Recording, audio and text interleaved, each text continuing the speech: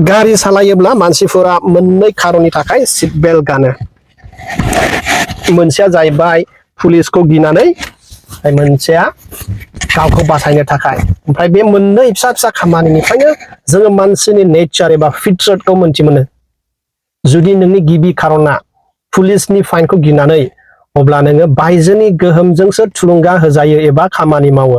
नोङो जेब्लायबो बाहेराखौ नायनानै माब्रै गावखौहाय साबसिन देखायफ्लानो हायो बेखौसो बोलो होगोन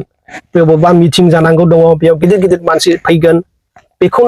मोनथिनानै नोङो मा खालामगोन गावखौनो साबसिन एबा लिडार देखायनो थाखाय अभार एक्टिं खालामगोन सोरखौबा अमफ्लागोन फैसा हरफ्लागोन बेफोरबायदि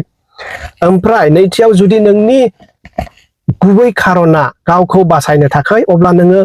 इन्टारनेल भेलुसखौहाय रेसपेक्ट खालामो इन्टारनेल भेलुस बुङोब्ला अननाय खालामै बयखौबो मोजाङै अननाय सैथोजोंहाय खालामनाय बेफोरबायदि मानसिया बायजोनि जेबो गोहोम गोलैया बिसोर जेब्लायबो खामानिफोरखौ मोजाङै मावनो लुबैयो थासारिया जिखुनु जाया मानो